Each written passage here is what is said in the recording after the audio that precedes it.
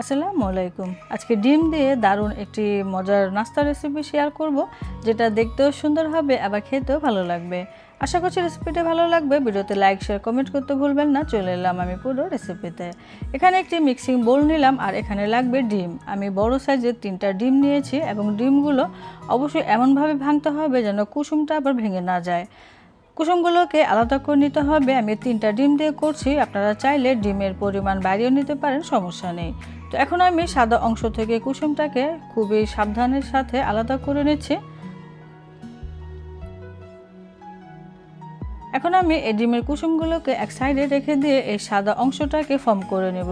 এরকম hand weeks দিয়ে একটু বেশি সময় ধরে আপনারা ফর্ম করে নিতে পারেন, তবে আমার কাজটাকে সহজ করার জন্য আমি একটি ইলেকট্রিক বিটার ব্যবহার করছি যেন খুবই দ্রুত এই সাদা অংশটা ফর্মে পরিণত হয়ে যায়। তো এরকম ইলেকট্রিক বিটার যদি আসলে না থাকে, একটু সময় নিয়ে আপনারা হ্যান্ড উইক্স বা 2টা কাঁটা চামচ একসাথে নিয়ে একটুখানি ফেটে নেবেন, তাহলে হয়ে যাবে। এখানে আমি 1 চা চামচ পরিমাণে চিনি দিলাম। এখানে লবণ দেওয়ার সিনটা আসলে স্কিপ হয়ে গিয়েছে, আপনারা এখানে সামান্য একটু লবণ দিয়ে দেবেন। আর চিনিটা আসলে বাদ দেওয়া যাবে, কোনো সমস্যা নেই, আবার চাইলে আরেকটু বাড়িয়ে দেওয়া যাবে। তো ফর্ম করে নিয়েছি, কিছুক্ষণের মধ্যে দেখা যাবে সাদা অংশটা ফর্ম হয়ে এরকম বাটিটা ভরে গিয়েছে। আমার ডিমের ফর্মটা কেমন হয়েছে আপনাদের দেখে বুঝে নিতে হবে। তো আমি একটু এটাকে সেট করে দিচ্ছি, এক সাইডে রেখে দিয়ে এখন ডিমের যে কুসুম রেখেছিলাম সেটাকে একটি কাঁটা চামচ দিয়ে খুব ভালো করে ফেটিয়ে নিতে হবে। তো খুব ভালো করে যখন ফেটানো হয়ে যাবে তখন একটি ছাঁকনি দিয়ে এটাকে অবশ্যই ছেঁকে নিতে হবে, কারণ এই ডিমের কুসুমে কোনো প্রকার লাম্পস থাকা যাবে না। তো ছেঁকে নিয়েছি, এটাকে এক সাইডে এখন রেখে দেবো। এখন আমি চুলায় চলে যাব। চুলায় একটি এরকম ফ্রাই প্যান বসে এখানে আমি বাটার দিয়ে দিচ্ছি, তবে বাটারটা যদি না থাকে সয়াবিন তেল দিয়ে করতে পারবেন, সমস্যা নেই। এখানে আমি প্রায় 2 চা চামচের মতো হবে বাটার দিয়েছি। আর চুলার জালটা অবশ্যই একেবারে কমিয়ে রাখতে হবে। তো ফ্রাই প্যানটা পুরোপুরিভাবে গরম হওয়ার আগে আমি এখানে ডিমের কুসুমটা দিয়ে দিচ্ছি যেন খুব সুন্দরভাবে এটা ছড়িয়ে যায়। অবশ্যই চুলার জালটা একবারে লোতে রাখতে হবে। তারপরে যে ফর্ম করে রেখেছিলাম ডিমের সাদা অংশটুকু, সেগুলো আমি এই কুসুমের উপরে সুন্দরভাবে দিয়ে দেব।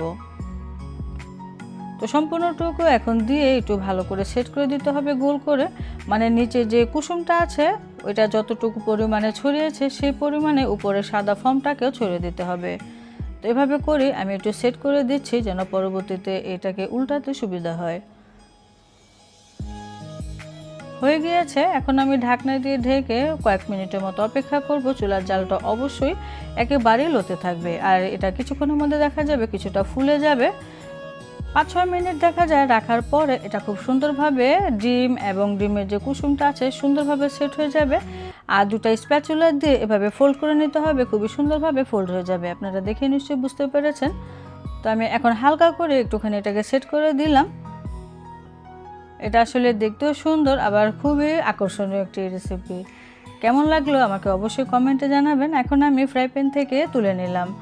এখন আমি একটু কেটেও শেয়ার করছি এটা ভেতরটা কেমন হয়েছে। আপনারা যদি চিনি দিয়ে খেতে না চান চিনিটা অবশ্যই বাদ দিতে পারেন, সামান্য একটু লবণ দিয়ে এটা তৈরি করতে পারেন, খেতে ভীষণ মজা লাগবে। একেবারে গোলুমলু হয়েছে, দেখে নিশ্চয়ই বুঝতে পারছেন। আপনারা সকালে নাস্তায় এই খাবারটি খেতে পারেন। আমি উপরে সামান্য একটু গোলমরিচের গুঁড়া এবং সামান্য একটু লবণ দিয়ে এটাকে পরিবেশন করেছিলাম এবং আরও ছোট স্লাইস করে দিয়েছিলাম যেন কাঁটা চামচ দিয়ে সুন্দরভাবে খাওয়া যায়। তো ফ্রেশ গোলমরিচটা দেওয়ার চেষ্টা করবেন, এতে করে এই নাস্তাটি খেতে আরও বেশি মজা লাগবে। রেসিপিটি কেমন লাগলো অবশ্যই কমেন্টে জানাবেন। সবাই ভালো থাকবেন, বিদায় নিচ্ছি, আল্লাহ হাফেজ।